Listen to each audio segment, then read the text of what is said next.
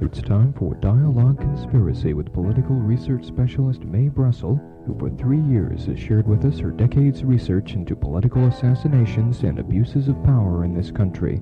Her program relates the news of the week to emerging evidence about the conspiracy which allegedly maintains by force its control over the legislative and judicial processes in America. And now, here's Mae. Good afternoon. This is Mae Brussell in Carmel, California. Nice holiday, the end of a long weekend holiday. It's May 26, 1975, and this is Dialogue Conspiracy 198. For those of you who keep track on tapes and cassettes of the various shows, I owe you an apology. Last week I had 196, and the week before 196. You can correct your tapes at the beginning or make note on the boxes. If you have an index, this is number 198 in Dialogue Conspiracy. And while we're on the subject, you can order cassettes now. They're $3.60. There is somebody in Sacramento that will duplicate these cassettes, and at the end of the month, I will be making out an index once a month of the subject matter carried on the particular shows, and you can order these, or you can order the reel-to-reel tape by the month. We don't supply them individually, but they're $5 plus postage, and you can order them. The minimum is 4 weeks supply by the month.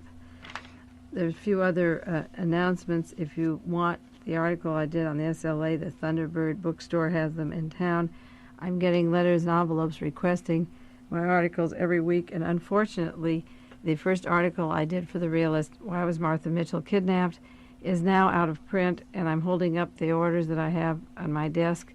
People send in checks, and I have to see about having a local printer print these or get in touch with Paul Krasner, and then I will get them to you some way. They will be reprinted, I promise you that, but if you're not getting your requests for the articles, they're being held up because I don't have copies of the first article any longer.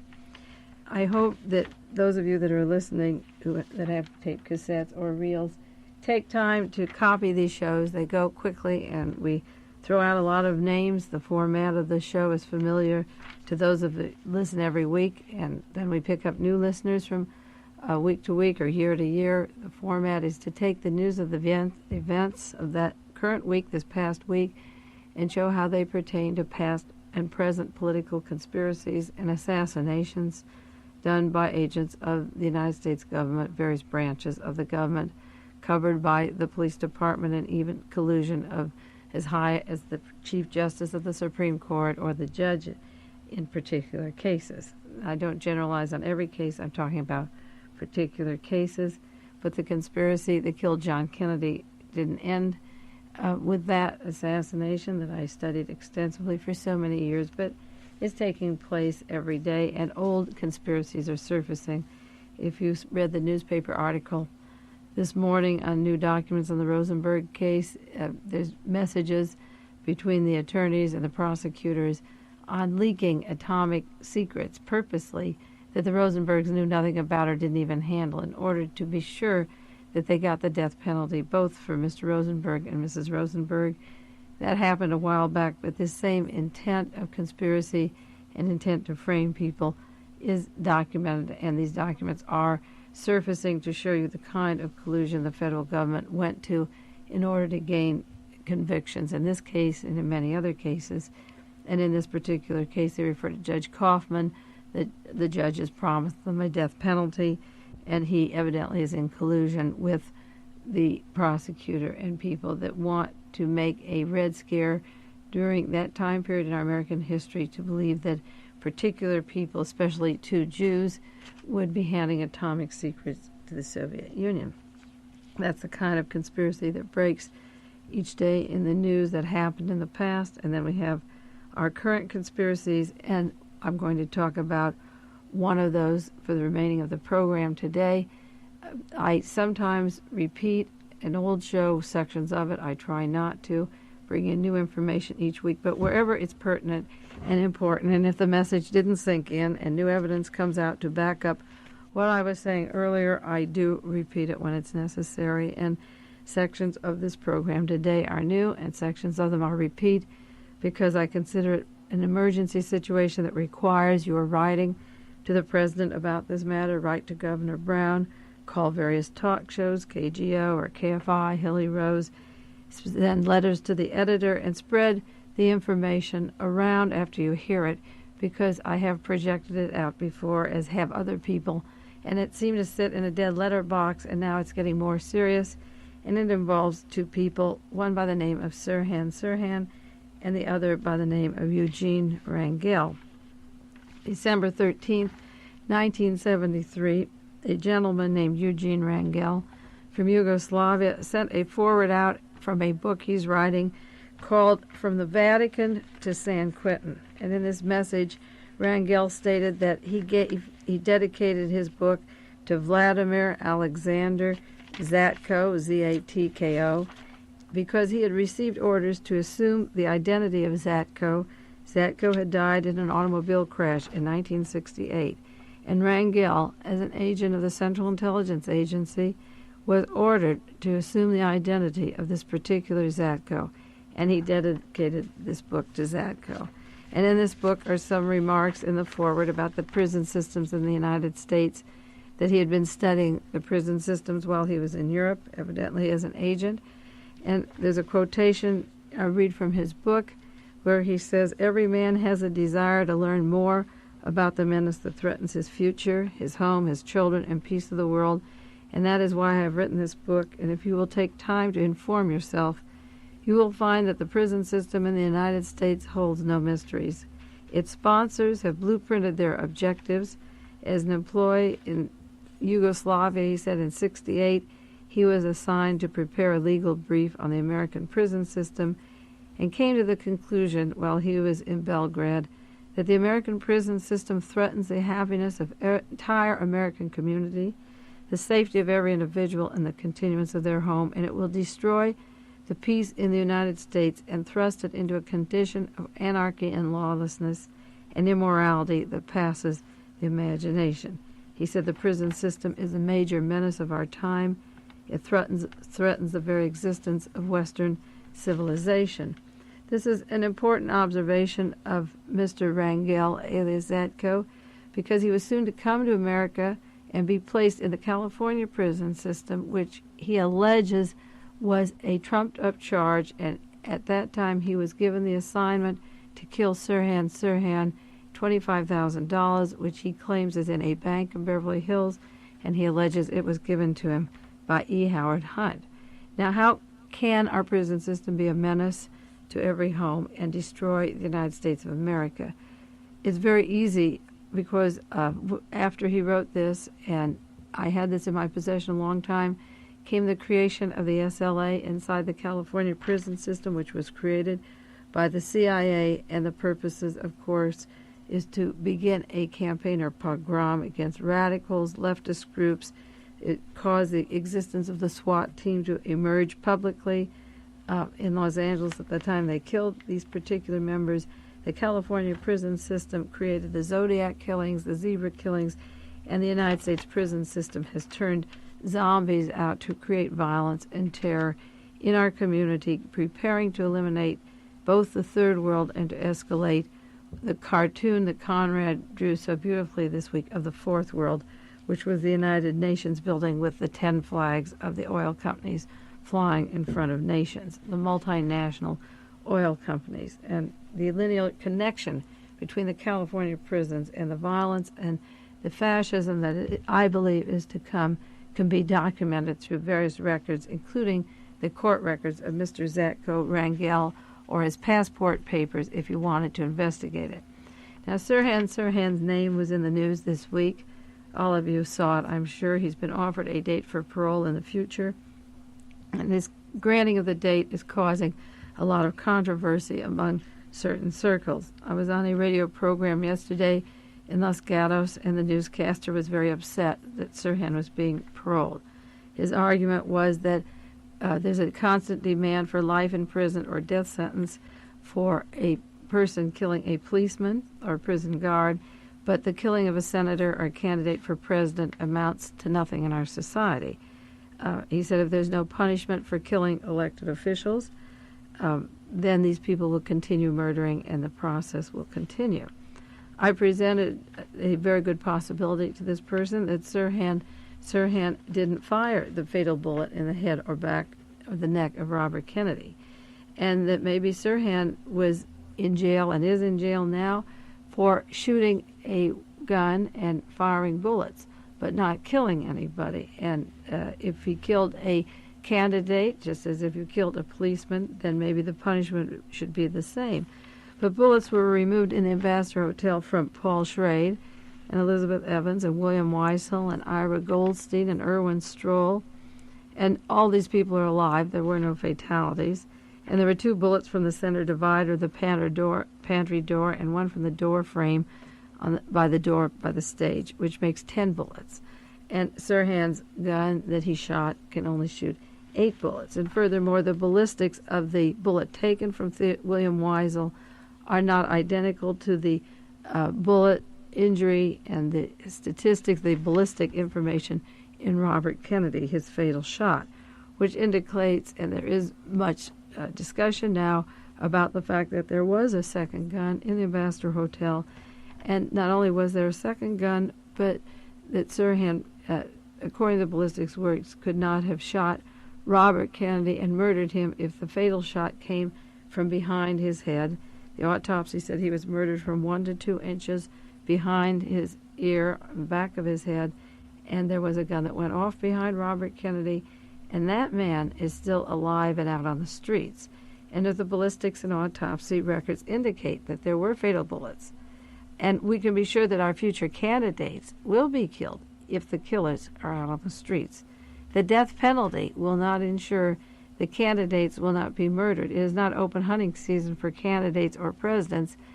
If the killers are out on the streets today, then it encourages other people to participate in political assassinations.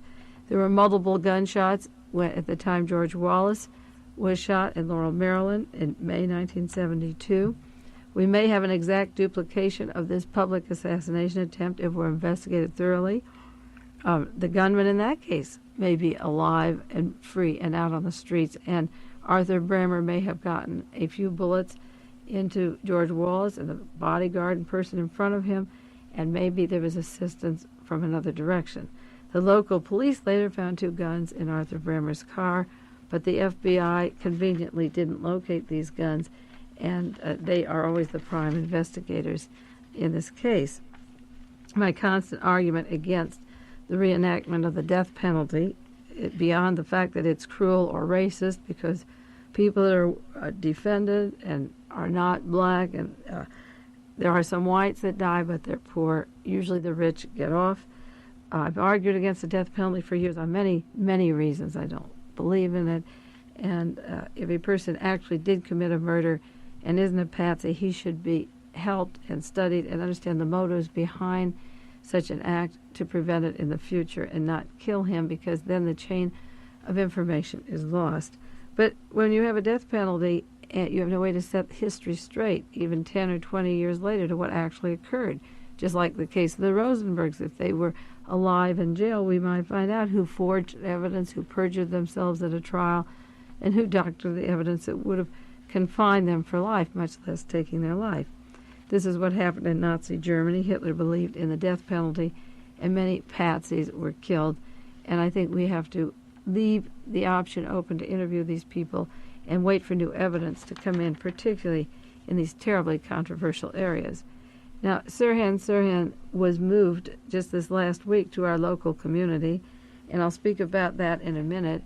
But in Monterey, at Monterey Peninsula College, Dr. Edward Simpson will be speaking here this next Saturday night, May 31st, in room 103. And I urge all the listeners here that are near in our geographic area, by the time these tapes go east, it'll be impossible for any of you to even think of the idea of entertaining or hearing Dr. Simpson, but you may invite him back east to your schools if he'd go to lecture. Local people from Santa Cruz, Watsonville, Salinas, it is worth your effort to come into town to Monterey Peninsula College this Saturday evening, May 31st, room 103. I met Dr. Simpson last year when he gave a lecture at the class that Mr. Fabrizio and I were teaching on conspiracies and assassinations. He is a psychiatrist in private practice now in the area who used to work for the state of California inside the San Quentin prison, and his work with prisoners introduced him to Sirhan, who was taken to San Quentin after his trial in Los Angeles, California, on the charges of shooting Senator Robert Kennedy. It is Dr. Simpson's feeling that Sirhan did not write that diary that is allegedly written by him, saying that RFK must die. He was the first psychiatrist to get through to Sirhan. There were Jewish doctors there, and because of Sirhan's experiences in Palestine, he felt very prejudiced against them. Dr. Simpson is a man with compassion, of understanding, of objectivity, and you can hear him read some of the tests he gave to Sirhan and the responses he gave as a perfectly normal person who was responding with feeling and sensitivity. I might say that Dr. Simpson was fired from his job at the California prisons when he was beginning to break through with Sirhan. He received a letter, "It's not in the best interest in the state of California that you remain on the staff," and he quietly resigned. I wish he had fought and stayed on, but he quietly resigned. And he feels that Sirhan is intelligent and gives completely honest answers to various tests, as I told you, and that he was programmed, if not hypnotized before, to forget. He was programmed by another professional psychiatrist who kept saying, "You walked up to him, you held the gun, you shot." And Dr. Simpson believes that the reenactment of the crime was literally instructed to Sirhan. Well, Sirhan was moved from San Quentin, which is in San Francisco, Northern Bay Area, to Soledad Prison, which is my home territory or terrain. Many of the men at Soledad hear my show each week on Dialogue Conspiracy. And the fellow prisoners who are listening there, I hope they pass the word on to Sirhan, if he doesn't have his own radio there, that I have been speaking about him many, many times. And I hope that they protect him and watch over him and don't allow anybody to hurt him now that he's away from that isolated protection that he had at San Quentin. I know that on Dialogue Conspiracy I have mentioned Vladimir Alexander Zatko before, but now this particular person is at Vacaville Prison, and he stands a chance of losing his memory, his mind, identical to Robert Hyde, who was put in Vacaville to have his memory erased, both of them being knowledgeable about the assassination of Robert Kennedy. Zatko needs help, and this is what I want to talk about. The House Committee in Washington is now set up to investigate the CIA in the United States. The Senate Committee under Frank Church is doing a very weak job, but seems to be showing muscle recently. Write to both these committees and write about Mr. Zatko, and I'll tell you why. His prison number is B34189, B34189, in case you want to write to him or refer to him in your letters to public officials. He's at Vacaville, California. And his name is linked, as I say, to defendants Richard Nixon of the Watergate and also to E. Howard Hunt. And now he's being threatened with being deported, and he's been judged by a judge in Marin County as being insane recently, even though his trials show that he was sane when he was put inside the prison and was hired to kill Sirhan. I first learned of Zatko through Jack Kimbrough, an investigator on the Robert Kennedy assassination, who was receiving help and assisting Roger Hansen, formerly Sirhan's attorney. It was in September the 11th, 1973, that Zatko's problems began. He filed a civil suit in the U.S. court, a civil suit S-2742 that Charles Newsom filed for him against U.S. President Richard Nixon, and it was sent to Honorable Judge Thomas McBride. Now, this was filed in September the 11th, 1973. That was 4 months after the Watergate story really broke, or 6 months after, rather, when Judge John J. Sirica got a note from James McCord that the Watergate involved more than the 7 defendants that were being charged. He claimed it involved the Justice Department, the FBI, members of the White House that had perjured themselves and were covering up a much larger crime. And 6 months after McCord started talking, this particular person, Mr. Zatko, sent a suit and a letter to Honorable Judge McBride to hear this case, which never made the headlines, never got into the Watergate story, and it was sent to various people in Washington, D.C., including Sam Ervin, investigating the Watergate. And of this date, I haven't seen, except for the Zodiac News, any mention of this case. The way it read was, I, Vladimir Zatko, a citizen of Czechoslovakia, incarcerated in San Quentin. There's a little discrepancy. Sometimes he refers to himself as Yugoslavia and then sometimes as Czechoslovakia. But there may have been a transfer. He may have been born in one place and lived in another when he came to the United States. He said he was incarcerated in San Quentin, and he has an order of deportation dated August 28, 1973. He's been instructed, the court has been instructed that he's linked to two close associates. One is defendant Richard Nixon of the Watergate case, and that he was incarcerated in San Quentin to murder Sirhan. He said these two associates that are close to Nixon are both involved in the Watergate case, and that he will reveal their names in court upon appropriate order issued therein. Zatko said he received an advance payment of $25,000. The sum of the money is untouched, deposited in a Bank of California, and would be presented to the court, and that he has letters in his file in Beverly Hills written to him by E. Howard Hunt, as well as letters, papers, documents to create the circumstances and evidence that Richard Nixon is connected to the assassination of the two Kennedy brothers. And Zatko said under proper investigation of the court, the whole conspiracy could be brought to light. This was signed and notarized September 1973. In the testimony of E. Howard Hunt before the Senate Watergate Committee secret sessions and the Colby Report, also to Howard Baker, there's information that E. Howard Hunt left the CIA in 1970 to join Mullen and Company, and he also kept his CIA clearances. But 5 years earlier, from 1965 to 1970, E. Howard Hunt was in Europe under another cover, but still working for the CIA. That his cover said that he had resigned from the CIA, but that he still, in fact, worked for the CIA. So I think it was interesting that E. Howard Hunt is in Europe in 65 to 1970, and Mr. Zatko was hired, he says, in 1968 in Europe, and has letters and documents corresponding with E. Howard Hunt. This is also the time period before 1970 and the Watergate in 72, when E. Howard Hunt was working for the CIA, that Angela Atwood, Willie Wolfe, Colston Westbrook, and other members of the SLA that were linked to the Central Intelligence Agency were also in Europe. I think that this can't be ignored because of the appeal now of the link of the California prisons to the SLA. Well, what came of this suit that he filed with Judge McBride? Absolutely nothing. Judge John J. Sirica didn't use it. Senator Sam Ervin didn't use it.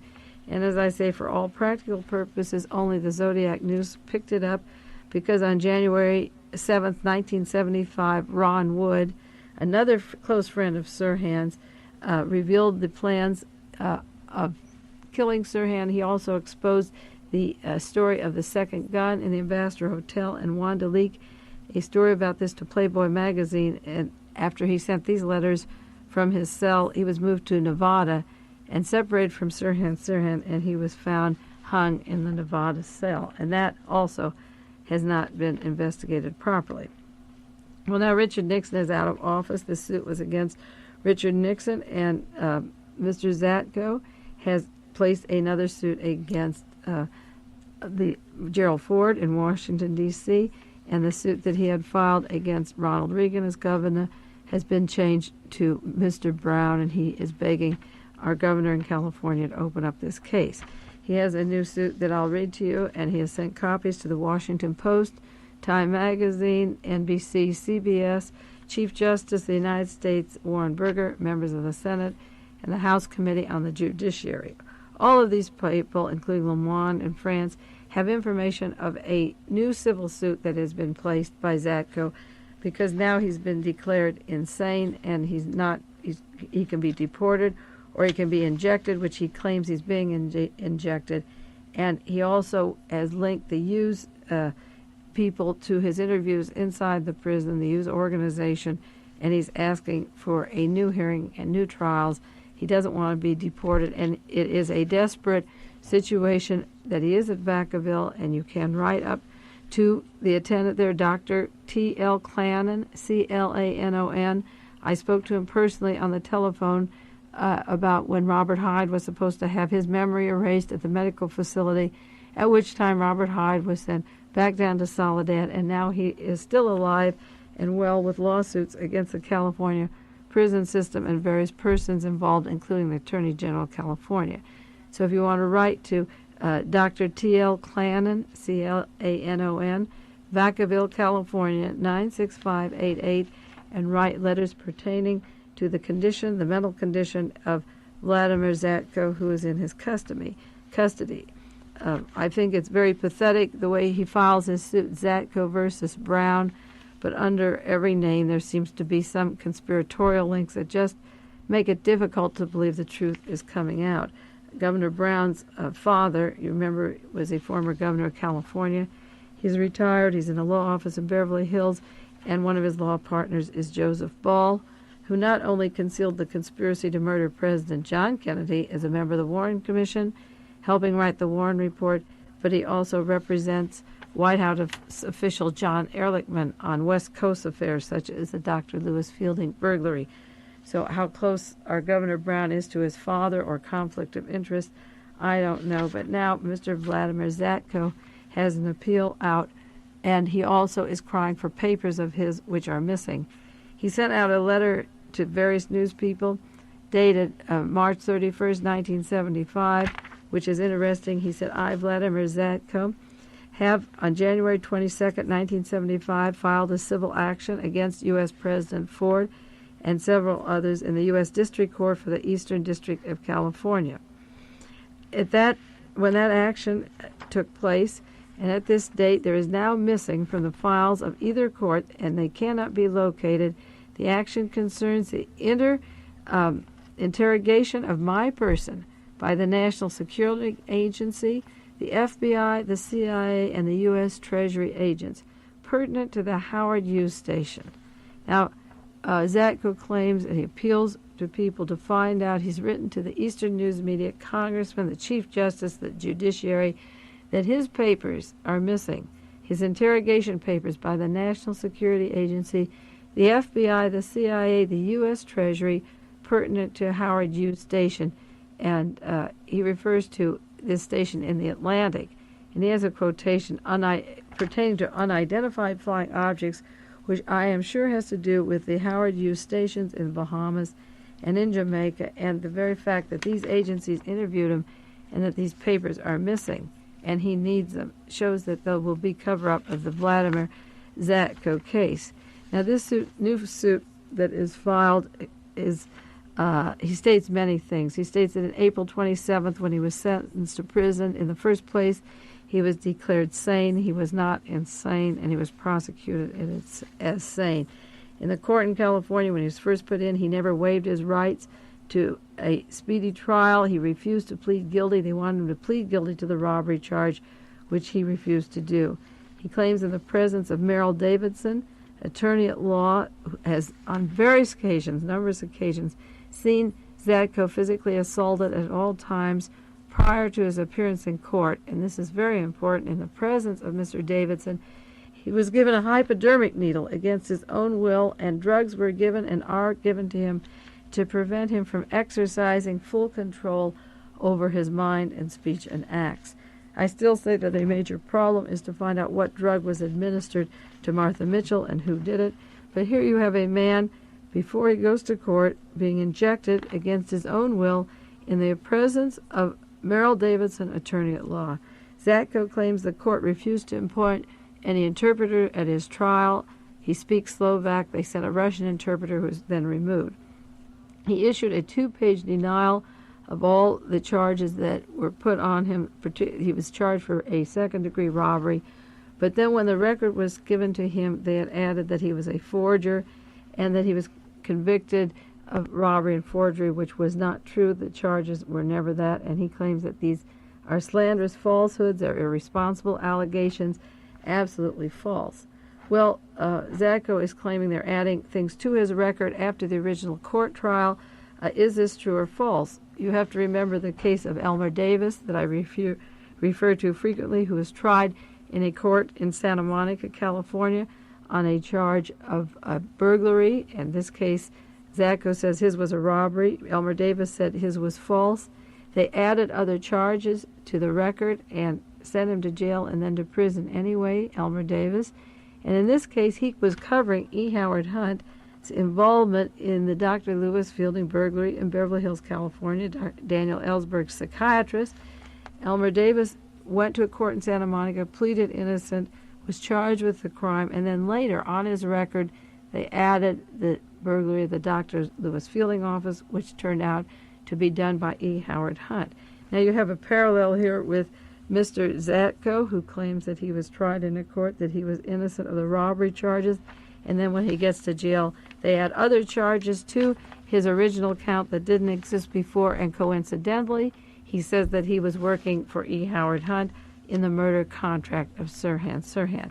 I don't think these are coincidences. The Elmer Davis case with E. Howard Hunt and the CIA, or Vladimir Zatko and the CIA, I don't believe they're a coincidence at all. Zatko claims that he was denied the right to his hearing, pursuant to California Penal Code 1368, in spite of the clear fact that he was judge sane before. He has not appealed his case to the state Supreme Court or federal courts yet, and he needs this appeal, and he needs your help to keep him alive, to keep his brain from being erased, such as the brain of Robert Hyde that they wanted to erase, or hire a contract killer. The same parties that are working on Zatko parallel the Elmer Davis case, the Robert Hyde case, and they're very important because, remember, as Zatko wrote on his introduction of the prison systems, if it happens to them now, it's going to happen to you later. You can be sure it will. It isn't that these drugs are made just to inject Martha Mitchell or Alexander Zatko. They're going to come home to roost if you don't get righteously indignant about the information I'm sharing with you today.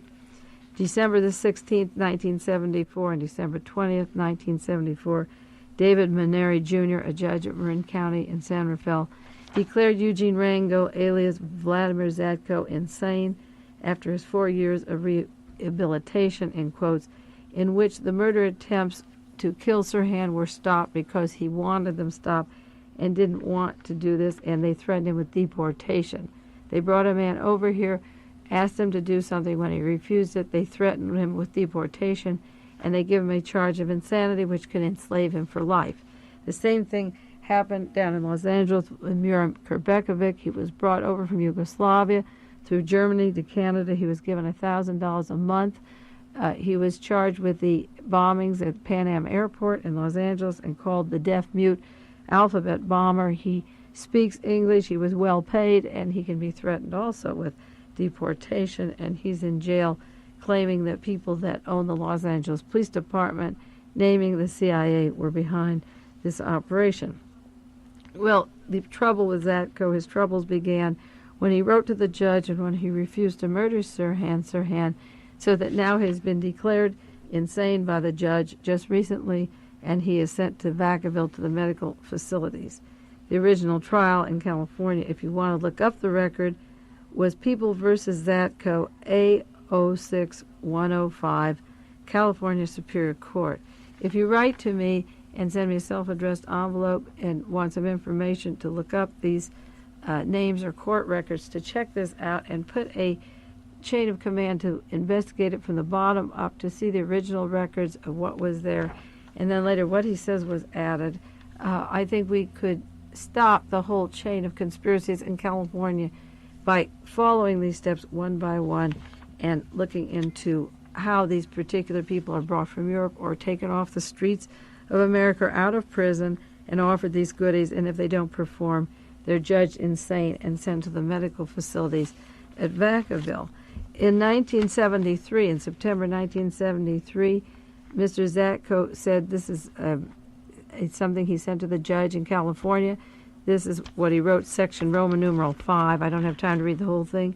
He said, during the imprisonment here, I've been interrogated by the FBI, the Secret Service, and other law enforcement agencies in the United States and federal, state and federal.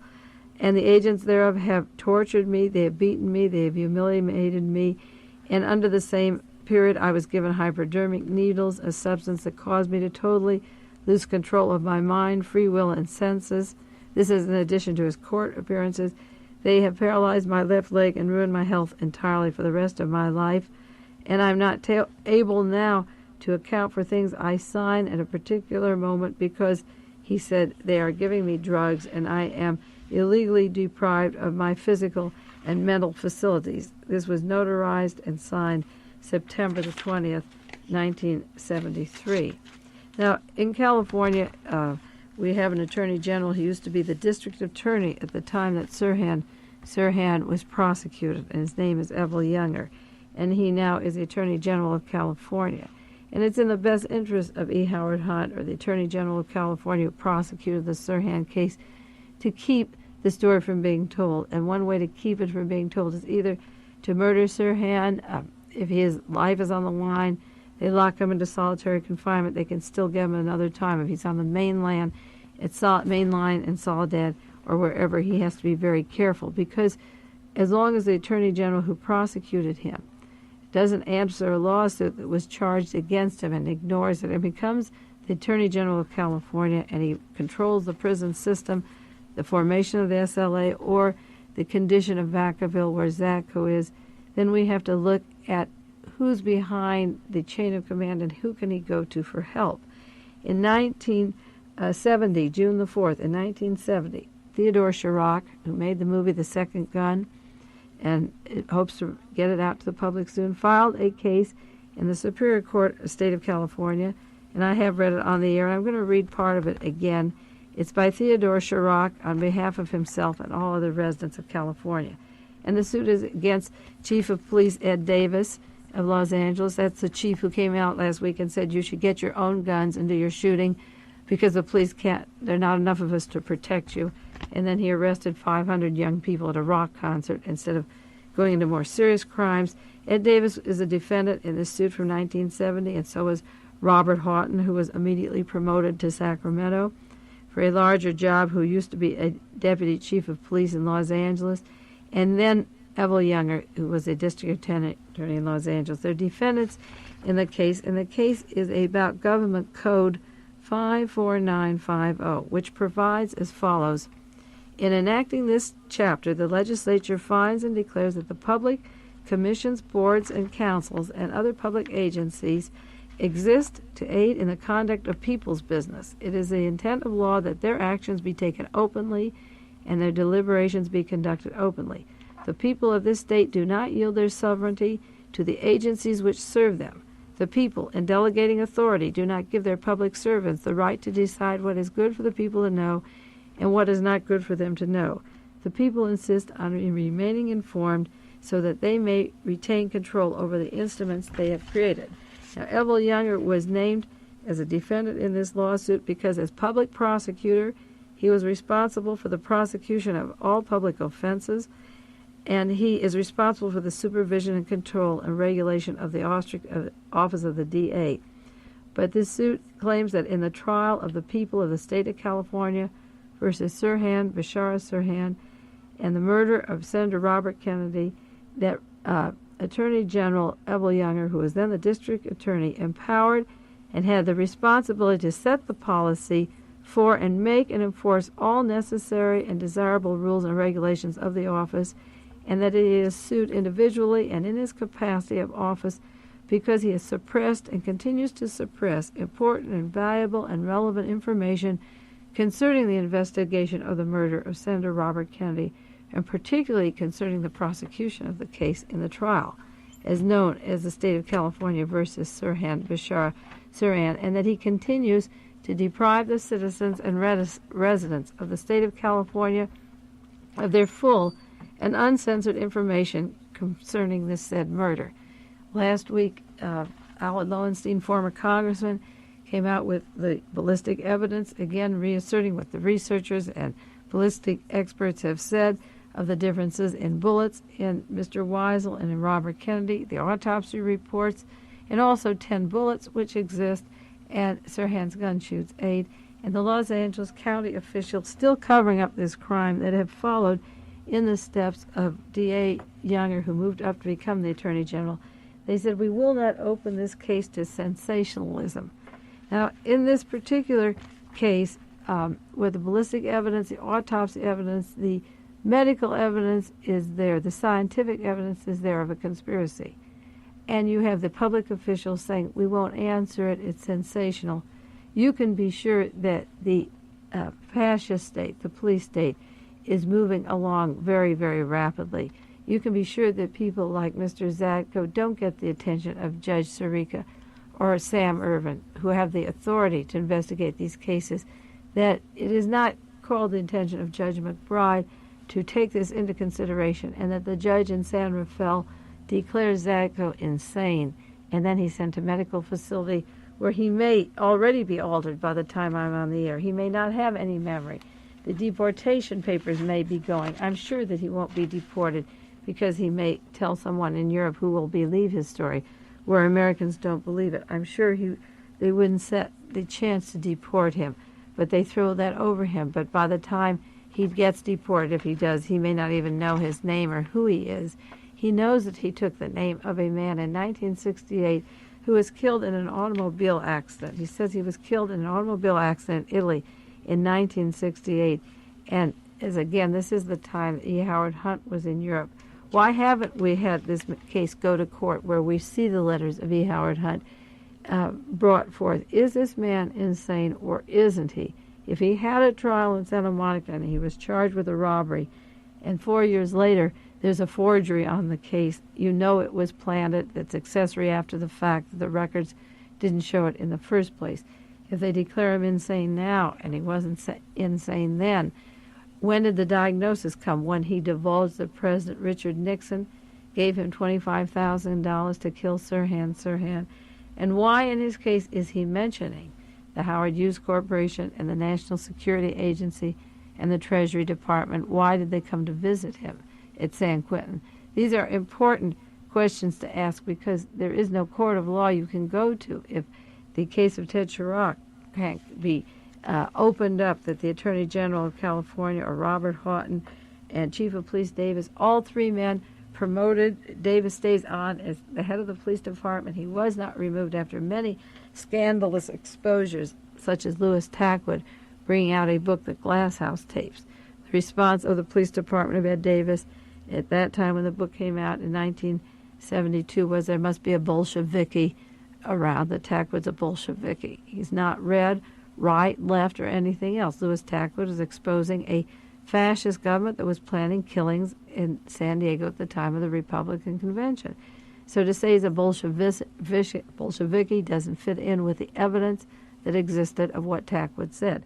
So now the police say we don't want sensationalism, and I think that that underscores the forgery, the perjury done to keep Zatko confined, the intensity of wishing to inject him or erase his memory, the lawsuit of Robert Hyde against the California prison system, which is pending. He wrote to me he's going to get a polygraph test on some of these allegations that the California prison system formed the Zodiac, the Zebra killing, the SLA, and harbors the conspiracy that conceals the people who killed Robert Kennedy and John Kennedy. Zatko wrote, as I say in the foreword of his book, that the California prisons holds the key to the future of America, and that unless we open it up, there will be anarchy or lawlessness. But I suggest you write letters, as I said in the beginning of this show, write letters to Governor Brown in California, write letters to Gerald Ford, write to the Senate Judiciary, the House Judiciary, and the Senate Committee, Senator Church, investigating the CIA reports, and let's get Mr. Rangel, Eugene Rangel's actual passports on the table. Let's get the year that he came into America, the country he came from. Get the letters that he says two Watergate people contacted him with, and the $25,000 that's in a bank. Let's open up these things and find out who visited him, which officials in San Quentin, and see if we can save his life and save our own. In doing that, you save your own, but save his now and save Sirhan's, and let's get to the truth of these matters, because a lot of good people are investigating this night and day. So welcome Sirhan to the Soledad area. I will be sending messages to you through your friends if you don't listen, and I hope they keep you alive and informed if anyone there is contracted to murder you. This has been Dialogue Conspiracy with political research specialist Mae Brussell, who for 10 years has been researching the facts behind political assassinations and conspiracies in this country. Dialogue Conspiracy originates with KELRB FM in Carmel, California.